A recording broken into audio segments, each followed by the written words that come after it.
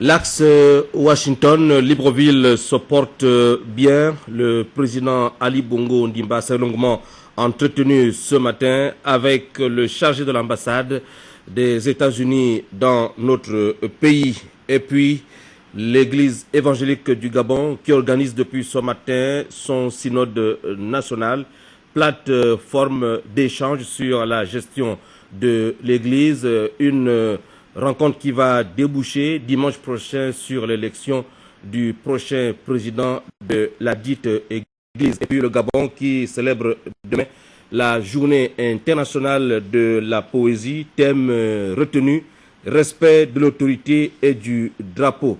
Le ministre de la Culture interviendra dans ce journal. Madame, Monsieur, bonsoir. Et merci de regarder Gabon Télévision. En ouverture, je vous l'ai dit, le président de la République, chef de l'État, son Excellence Ali Bongo Ondimba, qui s'est entretenu ce matin avec le chargé de l'ambassade des États-Unis à Libreville. Au menu de l'échange, les questions de coopération entre nos deux pays. Igor Onvunza, Anissé Sambaboubou, Ali Radjoumba, reportage. La coopération entre le Gabon et les États-Unis a constitué la trame de l'échange que le président de la République, chef de l'État, Ali Bongo Ondimba, a eu avec le chargé d'affaires de l'ambassade des États-Unis au Gabon. Entre autres questions évoquées, le prochain sommet États-Unis-Afrique prévu au mois d'août 2014 à Washington et la lutte contre le braconnage. Nous avons des bonnes discussions, a fortiori sur la question du sommet à Washington en août. Et des planifications pour des bons échanges des idées à Washington. Et aussi sur toutes les questions de coopération bilatérale entre les États-Unis et du Gabon. Par exemple, les coopérations dans le domaine militaire, anti-braconnage, tous les autres objectifs.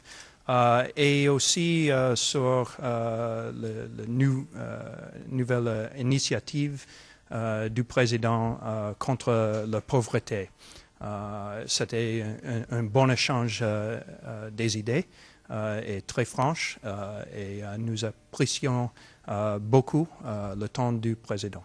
Le Gabon et les États-Unis entretiennent d'excellentes relations de coopération bilatérale. Le diplomate américain a mis à profit cet instant pour saluer les initiatives prises par le chef de l'État Ali Bongo Ondimba dans le cadre de la lutte contre la pauvreté au Gabon. Nous avons encouragé les initiatives du président et de l'administration pour continuer les efforts d'améliorer la pauvreté et les autres conditions sociales. Et le président, bien sûr, être en accord.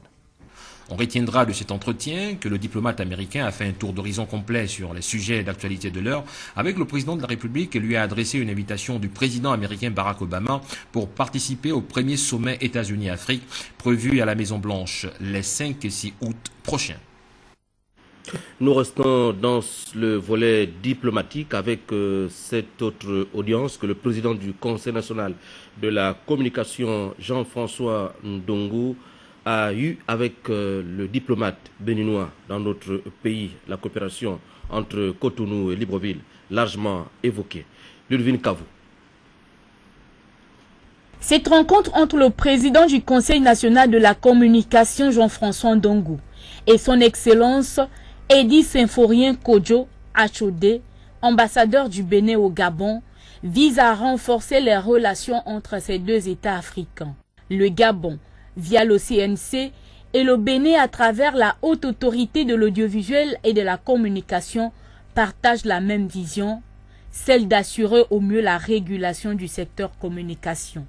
Les besoins dans le domaine de la régulation sont pratiquement les mêmes ici au Gabon qu'au Bénin, et il est nécessaire que des échanges puissent avoir lieu et nos entretiens portés sur la manière d'organiser ces échanges et les résultats que les autorités souhaitent avoir à l'issue de ces échanges. Une visite qui s'inscrit en effet dans la politique de continuité concernant les échanges d'expériences entre les deux États.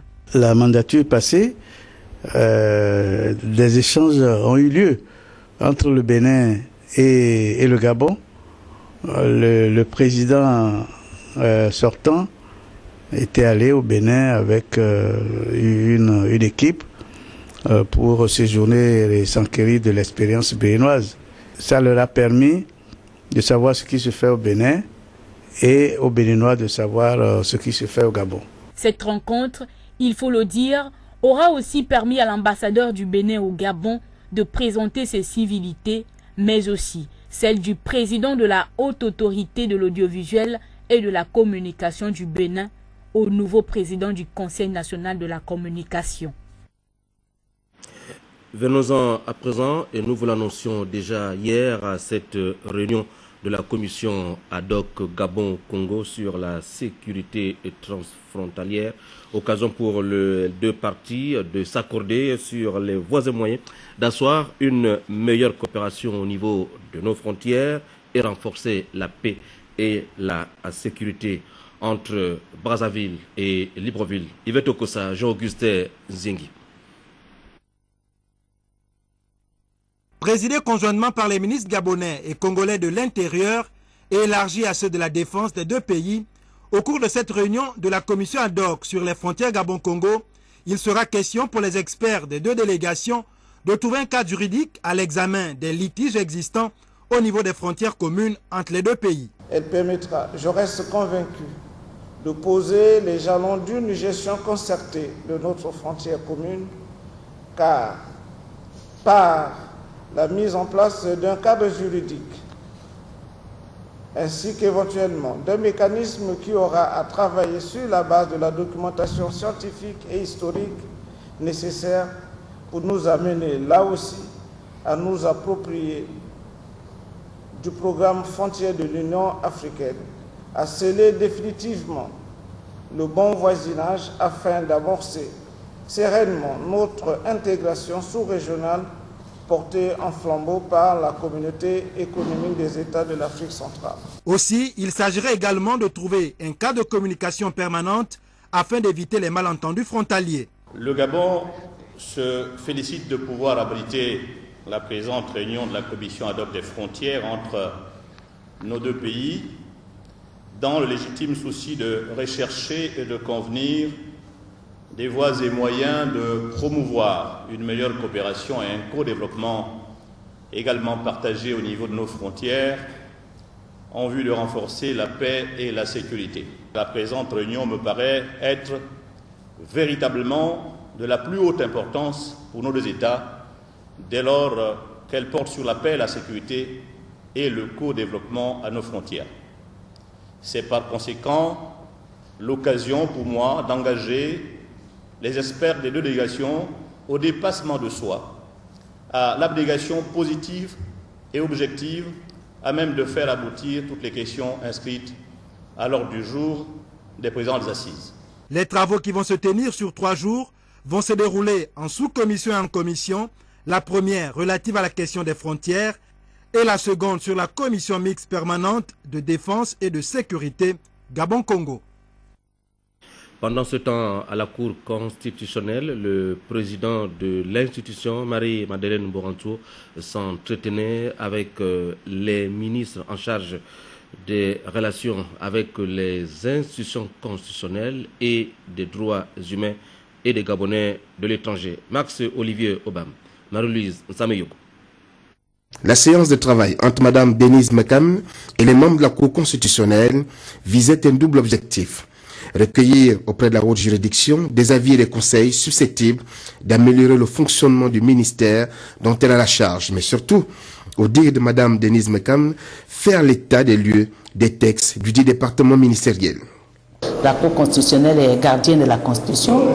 La Cour constitutionnelle participe au renforcement de la démocratie et à la construction de l'état de droit. Il fallait que je vienne aussi faire le point de certains dossiers avec elle, parce que l'état de droit passe par par les textes et certains textes passent par la Cour constitutionnelle. Après le ministre chargé des institutions constitutionnelles, le tour est revenu au ministre Tapoyo de faire une présentation du ministère des Droits humains, des Gabonais de l'étranger et d'égalité des chances. Un ministère tout nouveau qui vient d'être créé et dont l'éloge fait par son ministre laisse transparaître des missions qui ont trait aux droits fondamentaux de la personne humaine. C'était également l'opportunité pour moi de venir lui exposer sur les différents pans de mon département les ambitions du gouvernement, les ambitions du président de la République, mais également les actions fortes qui sous-tendront nos activités.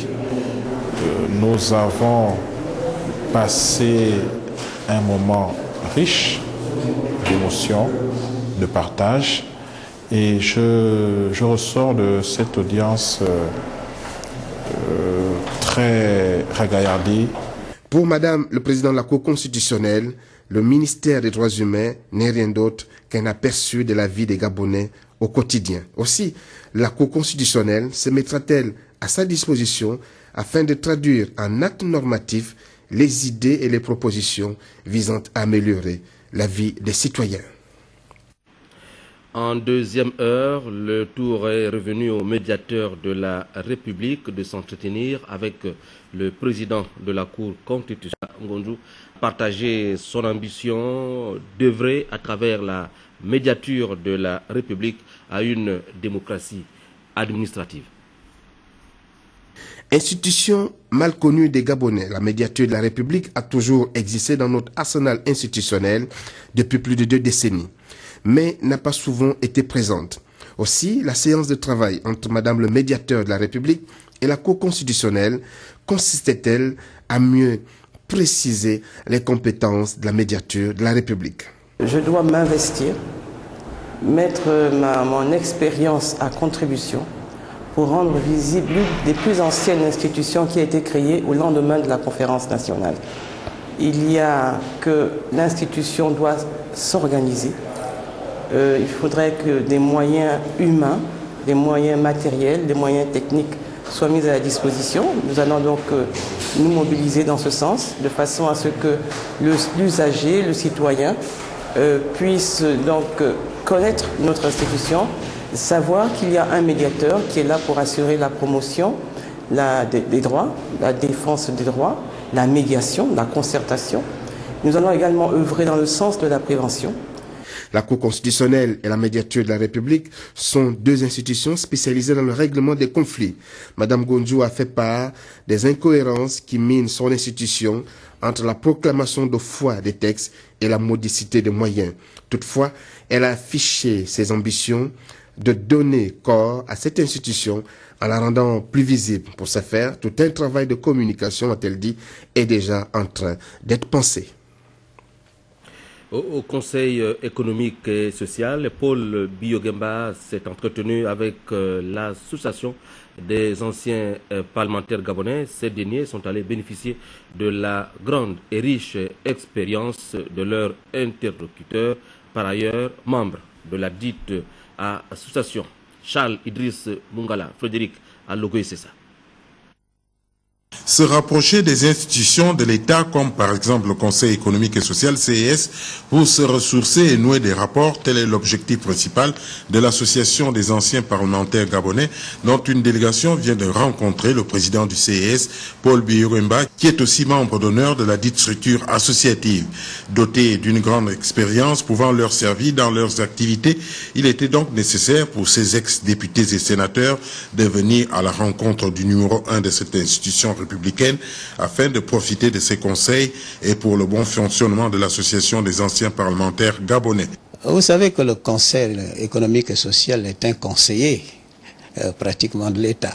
Pourquoi ne pas être les conseillers du Conseil économique et social? Nous attendons du Conseil économique et social des rapports, des relations, j'allais dire même des consultations périodiques s'agissant de tel ou tel domaine. Vous savez que l'association des anciens parlementaires regroupe en son sein une expertise. Nous sommes des gens sortis de plusieurs domaines, n'est-ce pas, d'activité du pays. Et donc, quand ils se regroupent comme ça, évidemment, ça constitue une expertise assez importante. C'est en ce sens-là que l'association peut être absolument utile au Conseil économique et social. En signant le livre d'or du Conseil économique et social, Emmanuel Nkiet a révélé à la presse que l'idée de la mise sur pied de l'Association des anciens parlementaires gabonais a germé quelques années à la sortie de la conférence nationale. Elle a donc vu le jour en 2002. Le dialogue social est une réalité en République gabonaise. Justement, dans le cadre du raffermissement du dialogue social, le Premier ministre, chef du gouvernement, le professeur Daniel Onaondo, présidera une rencontre avec les partenaires sociaux samedi 29 mars dans la salle des fêtes de l'hôtel Koumé Palace à 11h précises. Sont conviés à cette importante rencontre les confédérations syndicales à raison de 4 représentants par délégation et les syndicats autonomes à raison de 2 représentants par délégation. La présence de tous les syndicats reconnus est vivement souhaitée. Sur ce plateau, le porte-parole du ministère de l'Intérieur, Jean-Éric Nzengi Mangala, pour une importante communication ce soir sur nos antennes. Monsieur le porte-parole, bonsoir. Bonsoir, monsieur Simangoy. Nous vous écoutons. Oui, après l'annulation donc des résultats de l'élection des membres du bureau du conseil municipal de Mimvoul dans le Welentem par la Cour constitutionnelle, élection qui a eu lieu le 12 janvier dernier, les conseillers municipaux de la commune de Mimvoul devront alors repartir en conseil spécial pour élire les membres de leur bureau à la faveur de cet arrêté pris ce jour par le ministre de l'Intérieur. Arrêté numéro 0026, barre MISPID, barre SG, barre DGAT, barre DTCL, du 27 mars 2014, portant convocation du conseil municipal de Mimvoul pour l'élection des membres du bureau. Les autres lois et décrets visés dans le présent arrêté paraissant au journal officiel de la République gabonaise, le ministre de l'Intérieur, de la Sécurité publique, de l'immigration et de la décentralisation, vu l'arrêté numéro 004, barre MISPID, barre SG, barre DGAT, barre DTCL du 12 janvier 2014, apportant convocation des conseils municipaux pour l'élection, des conseillers municipaux pour l'élection des membres des bureaux du conseil municipal de Mimvoul. Vu la décision de la Cour constitutionnelle numéro 229, barre CC, du 11 février 2014, portant annulation des résultats de l'élection des membres du bureau du conseil municipal de Mimvoul, vu les nécessités de service, le ministre de l'Intérieur arrête. Article 1er. En application des dispositions des articles 20, 21 et 22 de la loi numéro 19/96 du 15 avril 1996 relative à l'élection des membres des conseils départementaux et des conseils municipaux, le présent arrêté convoque en session spéciale les conseillers municipaux pour la reprise de l'élection des membres de leur bureau. Article 2. Le 30 mars 2014, les conseillers municipaux de la commune de Mimvoul sont convoqués en session spéciale pour l'élection des membres de leur bureau. Article 3. Le préfet du département du Welentem est chargé de l'exécution du présent arrêté qui sera enregistré et publié au journal officiel de la République gabonaise. Fait à Libreville le 27 mars 2014, le ministre de l'Intérieur, Guy Bertrand Mapango. Je vous remercie. C'est nous qui vous remercions, monsieur le porte-parole du ministère de l'Intérieur. La suite du journal, je vous le disais, ouverture depuis ce matin des travaux du synode national de l'Église évangélique du Gabon. C'est une plateforme d'échange sur la gestion de cette église, un synode qui devra déboucher dimanche prochain sur l'élection du nouveau président national de l'Église. L'économie des travaux de ce matin, Chrislin Maïnda, Cabrel Guilain Lemani. C'est par ce culte de grâce qu'a débuté le Synode national 2014, assemblée délibérative ecclésiastique qui se veut donc une véritable plateforme d'échange en vue de permettre l'avancement de cette église. L'on notait la présence du porte-parole de la présidence, du président du Sénat et du représentant des affaires islamiques. Une prédication d'interpellation à la responsabilité a été dite à l'endroit des chrétiens et des responsables de cette église. Sur le plan liturgique, nous nous situons actuellement dans la période de la passion de Jésus. Cette période qui nous prépare à célébrer la fête de Pâques. Cette fête qui, ma foi, est un événement triste, mais surtout heureux, car c'est la fête la plus importante dans la vie de l'Église. Fête sans laquelle nous ne serions pas Église aujourd'hui. En parcourant ligne après ligne la prière de Jésus-Christ, nous avons relevé 3 grands enseignements. Chers frères et sœurs en Christ, par la prière de Jésus, notre Seigneur, il nous rappelle au terme de nos activités. Chacun de nous doit se préparer à rendre compte. Ainsi, prenant son Père à témoin, le Seigneur Jésus a sans hésitation aucune affirmé devant son Père que, je cite, « Je t'ai glorifié sur la terre. J'ai achevé l'œuvre que tu m'as donnée à faire. » Les travaux du synode extraordinaire annuel qui se dérouleront au siège national de Baraka permettront entre autres de faire le bilan de la gestion des affaires de l'Église et de faire le point de la situation rotative de la présidence de cette Église, dont voici le bilan du président sortant. Je vous parlerai très rapidement des investissements qui ont été réalisés sur le terrain et qui sont visibles. Il y a des bâtiments scolaires aujourd'hui dans la plupart de nos établissements. Il y a des bâtiments qui ont été rénovés. Et nous avions renforcé la présence de l'Église au niveau des institutions comme la CEVA. Nous avions réhabilité l'Église évangélique du Gabon au sein du Conseil œcuménique des Églises. C'est depuis 1997 que le système rotatif a été mis en place. La clôture des travaux est donc prévue pour le 30 mars prochain. À retenir également que depuis l'instauration du système rotatoire au sein de l'Église évangélique du Gabon, cette communauté religieuse a retrouvé ses lettres de noblesse et la sérénité. Ce système, qui est à sa 2e édition, porte aujourd'hui des fruits dignes du Seigneur. Analyse Amélie Blanche-Bougou et Issima.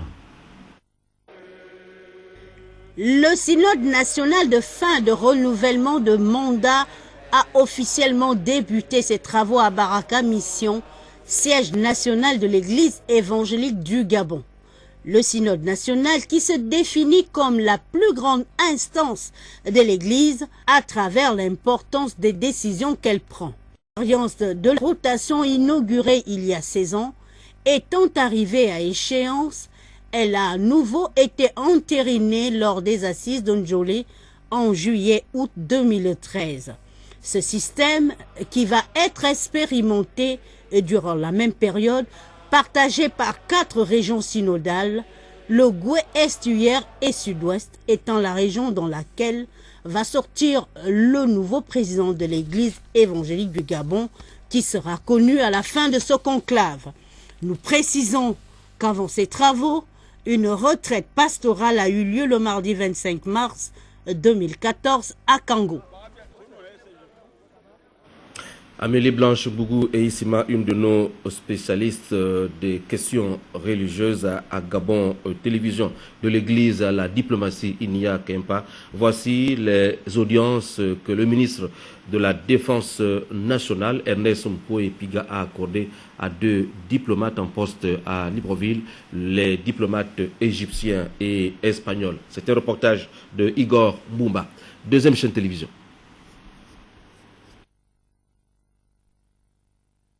Présenter ces civilités au nouveau ministre de la Défense nationale et renforcer la coopération bilatérale gabono-égyptienne, c'est ce qui ressort de l'entrevue entre le ministre de la Défense nationale, Ernest Mpoé-Piga, et l'ambassadeur d'Égypte au Gabon, Hicham Fatih Mostafa. On a pris le temps pour réviser les relations excellentes qui existent entre nos deux pays en général, et spécialement dans le domaine de la défense, et voir les voies et moyens pour les booster et les développer dans le futur proche. Pour le moment, nous sommes en train de parler de formation, d'échange des expériences, d'échange de points de vue. Durant ces échanges, nous allons voir comment on peut l'élever à des autres niveaux dans le futur.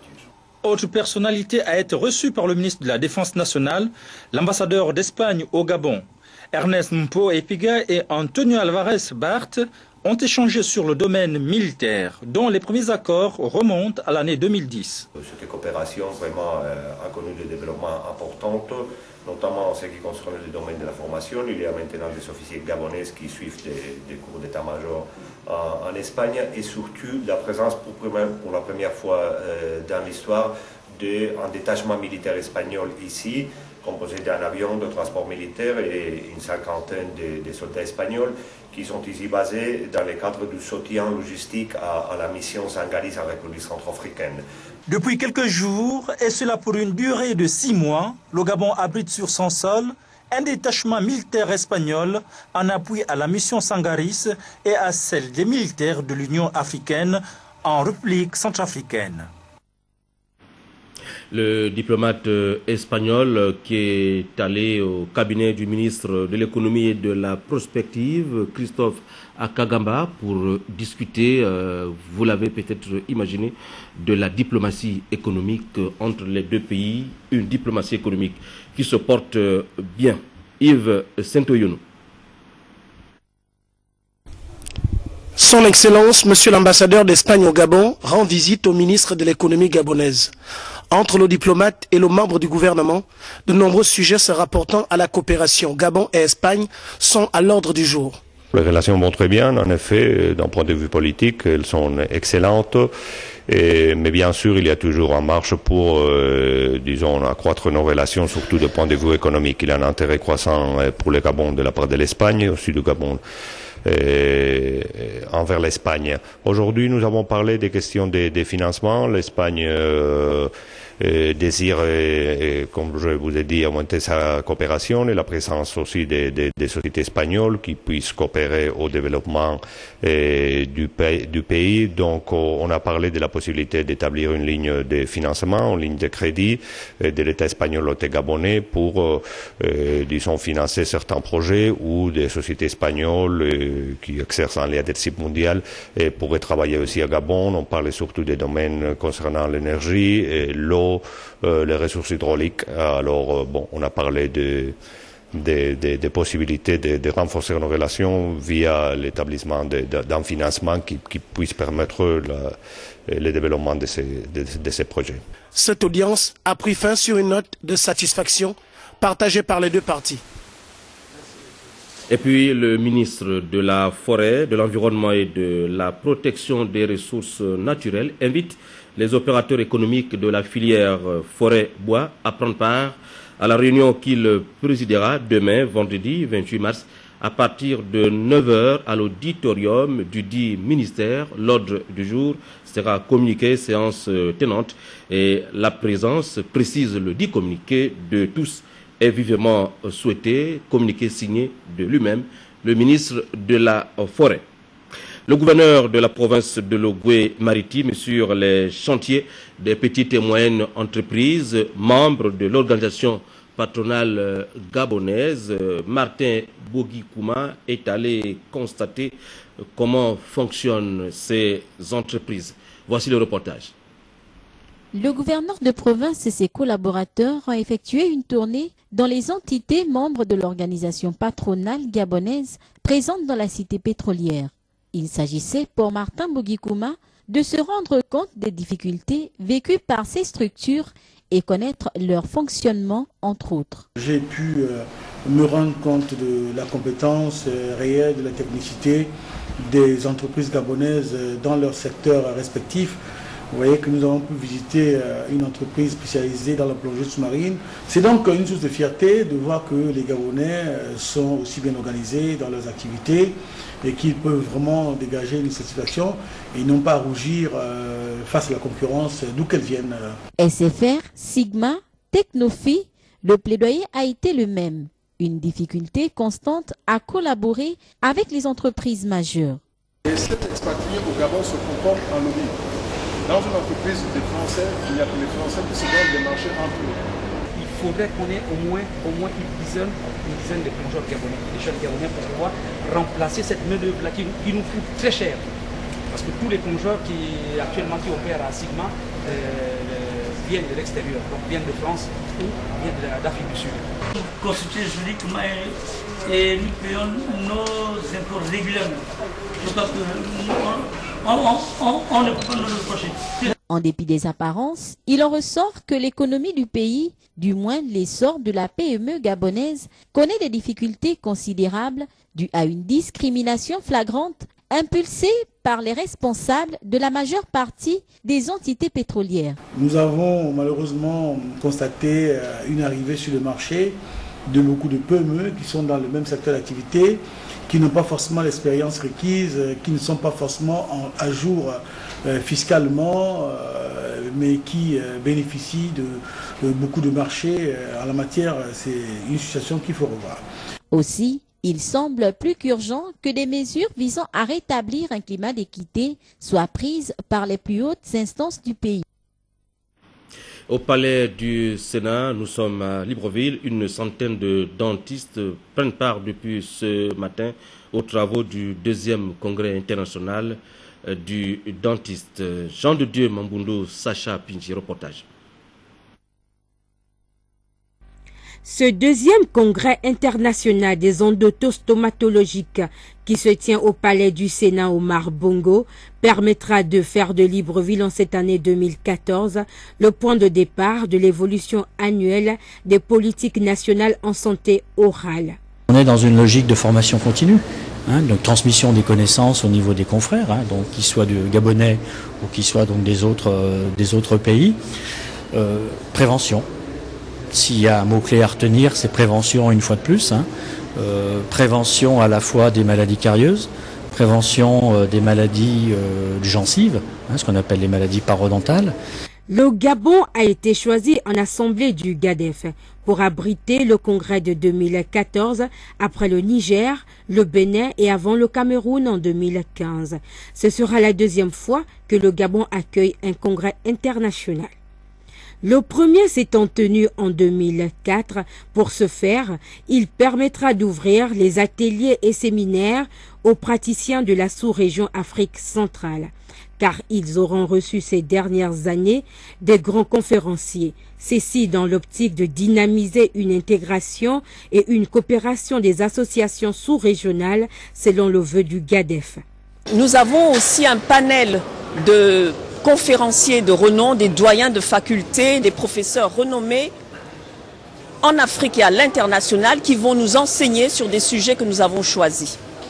Donc ça va améliorer la qualité de notre travail, la qualité de l'offre de soins aux populations gabonaises. Plus de 100 praticiens prennent part à la grande kermesse de la dentisterie sur la sphère francophone de notre continent. À présent, les enseignements de cette première journée mondiale de lutte contre l'épilepsie, célébrée il y a 24 heures à l'ENS, c'est à Libreville, à l'initiative de l'Observatoire international pour l'intégrité et la dignité de la famille. Voilà Charline Pira, le reportage. L'épilepsie est une maladie neurologique caractérisée par de brusques attaques, convulsions des bras et des jambes, accompagnées de perte de connaissance. À l'échelle mondiale, 50 millions de personnes sont atteintes par cette maladie, dont 10 millions en Afrique. Cette première journée internationale de célébration de l'épilepsie au Gabon a été consacrée à la problématique de l'accompagnement des enfants porteurs de ce handicap. Une préoccupation au cœur des échanges entre médecins spécialistes, parents d'enfants épileptiques et des personnes vivant avec cette maladie. Un feedback plutôt enrichissant qui a suscité la réaction du représentant du ministère de la Santé. La ferme volonté du gouvernement de répondre positivement aux problèmes de santé de la population réside dans la stratégie du ministère de la Santé qui cherche à prévoir et à réduire les maladies chroniques et facteurs de risque apparents. Pour une mutualisation des efforts dans ce sens, le gouvernement et les ONG doivent donc agir de manière coordonnée afin de renforcer les mesures d'information, d'éducation à la santé et de prévention. C'est le moyen susceptible de diminuer efficacement le nombre de décès liés aux maladies non transmissibles. Les enfants épileptiques sont la couche la plus fragilisée et leur insertion n'est pas des plus aisées. C'est pourquoi l'OIDF, initiatrice de la dite journée, se donne pour objectif de mettre en lumière les talents et les compétences de ces enfants marginalisés. La célébration de la journée de lutte contre l'épilepsie, la première du genre organisée dans le pays, est un événement qui vient redonner espoir aux malades épileptiques gabonais.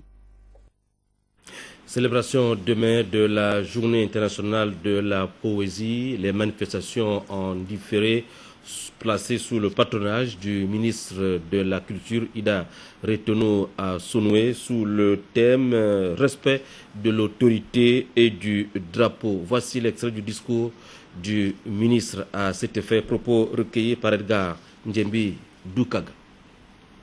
Mesdames et messieurs, chers compatriotes, mon cher pays, le Gabon, peinture divine, peinture vivante, peinture ruisselante et verdoyante, peinture étincelante et accueillante, peinture séduisante et émergente. Gabon chéri, paré de ses merveilleux atouts, courtisée pour les richesses dont elle regorge, dans la stabilité dont elle jouit, célèbre en différé la Journée internationale de la poésie. Décrétée par l'Organisation des Nations Unies pour l'éducation, la science et la culture, cette journée vise à encourager l'inspiration, la rédaction, la lecture et l'enseignement de ce moyen de communication à travers le monde afin de donner une reconnaissance et une impulsion nouvelle aux mouvements poétiques nationaux des pays membres de l'UNESCO, parmi lesquels notre cher pays, le Gabon. À l'heure où la poésie est en pleine expansion dans le monde, Monsieur le Président de la République, chef de l'État, Son Excellence Ali Bongo Ondimba, instruit le gouvernement à mettre tout en œuvre afin que cette journée serve de cadre à la promotion de toutes les actions menées à différents niveaux pour soutenir et promouvoir la poésie. L'intégralité de cette allocution à la fin de cette session d'information en rapport avec cet événement, une conférence sur la poésie sera organisée demain vendredi à 12h précises dans le hall du ministère. Sont invités les poètes, les écrivains, les chanteurs, les enseignants des langues, les artistes peintres, auteurs des œuvres poétiques, les acteurs du théâtre. Le présent communiqué tient lieu d'invitation. Voici à présent les enseignements de l'atelier sous-régional qui a regroupé à l'université Omar Bongo les hommes et femmes des lettres et sciences humaines. Medarengeng, Pélagie, Mboui, Ovono. Ces assises de Libreville de l'Association des facultés et établissements des lettres et sciences humaines et des experts internationaux visent non seulement à l'évaluation externe des programmes de la faculté des lettres et sciences humaines de l'université Omar Bongo, mais aussi le lancement du collège doctoral francophone d'Afrique centrale et des Grands Lacs. Il faut dire que cette réunion de Libreville de la FELCH, l'Association des facultés et établissements des lettres et sciences humaines, est un événement très important. À 3 niveaux. D'abord parce que Madame le doyen de la Faculté des Lettres et Sciences Humaines a été portée à Yaoundé en décembre dernier au poste de membre du bureau directeur de cette organisation qui réunit toutes les facultés des lettres et sciences humaines. Après le Moyen-Orient, l'Europe centrale et orientale, la sous-région bénéficie également de la création de ce collège, grâce à l'association des facultés et établissements des lettres et sciences humaines avec l'appui de l'association des universités francophones. Cet événement est en train de refonder le processus d'intégration régionale dans l'espace de la CEAC, parce que il s'agit d'un collège doctoral francophone des États d'Afrique centrale et des Grands Lacs. C'est la raison pour laquelle nous retrouvons au cours de cette réunion de Libreville les doyens des facultés des lettres et sciences humaines de Lubumbashi en RDC et de Bujumbura au Burundi et évidemment ceux de l'espace CEMAC. Il y a aussi parallèlement l'évaluation des programmes de la faculté des lettres et sciences humaines dans le cadre du LMD. Voilà donc l'ensemble des activités qui s'organisent autour de cette réunion de la FELCH. Le but recherché ici étant la mise en commun d'une synergie tendant à imprimer une dynamique collective de partage et d'acquisition des savoirs interdisciplinaires ou transversaux des compétences, ainsi que la mise en réseau des étudiants et des enseignants-chercheurs. Nous bouclons en images avec la relance des activités de l'ONG Génération Ali Bongo Ndimba qui a repris ses activités afin de redynamiser son action sur le terrain. Moussa Nzengue Boussougou a suivi tout cela pour nous. Le forum sur l'emploi des jeunes lancé par l'Angounier Forte en collaboration avec le Bureau national de l'UJPDG ne fait que susciter satisfaction et encouragement au sein de la jeunesse molvinoise. Ce projet, qui va financer les 5 meilleurs jeunes entrepreneurs de la province de Langounié, a reçu le soutien de l'association Génération Ali Bongo Ondimba, cellule de Mouila. Association qui a pour président d'honneur Mathias Otunga Osibadjo.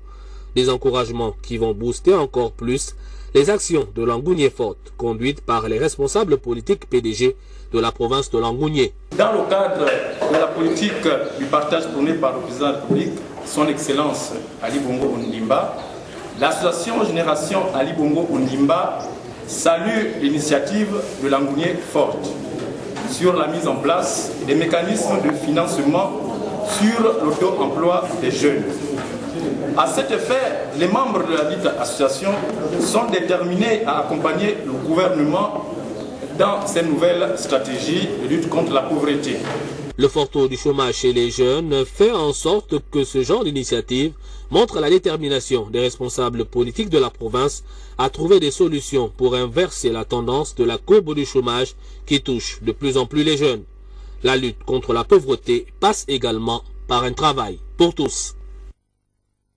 Je rappelle que le ministre de la Forêt, de l'Environnement et de la Protection des Ressources naturelles invite les opérateurs économiques de la filière forêt-bois à prendre part à la réunion qu'il présidera demain vendredi 28 mars à 9h à l'auditorium du dit ministère. L'ordre du jour sera communiqué séance tenante. La présence de tous est vivement souhaitée. Et puis, la Société d'énergie et d'eau du Gabon qui informe sa clientèle des travaux de maintenance sur le réseau de gaz alimentant les centrales de production électrique de Libreville et Port-Gentil dans la période du 27 au 30 mars 2014 inclus. Ces travaux programmés entrepris par l'opérateur gazier Perenco pourraient occasionner des perturbations dans la fourniture d'électricité des villes de Libreville et Port-Gentil. La SEG rassure toutefois que des dispositions sont prises afin que cette opération de maintenance se déroule sans inconvénient majeur pour la continuité de service. D'ores et déjà, la SEG présente ses excuses à son aimable clientèle pour les éventuels désagréments qui pourraient être causés et la remercie de sa compréhension. Le sport, on a voté bel et bien aujourd'hui à Libreville le nouveau président du comité national olympique gabonais. C'est donc Léon Louis Folquet qui obtient la confiance des présidents des fédérations sportives, majorité écrasante, 15 sur 15. En tout cas, nous y reviendrons. Et puis, Feu Oliver Ngoma aurait fêté son anniversaire le 23 mars dernier en hommage à ce géantissime artiste gabonais. Une soirée Noli lui sera dédiée demain 28 mars au club Select ex-Diabolo, 6 à lui de 22h à l'aube. Merci d'avoir regardé le journal. Merci à toute l'équipe de la régie conduite par Emmanuel Bekui, Befoulou, Tassana Minko, Laetitia, Osia Joyi, Gérard Miyundu. Merci. À très bientôt sur Gabon Télévision.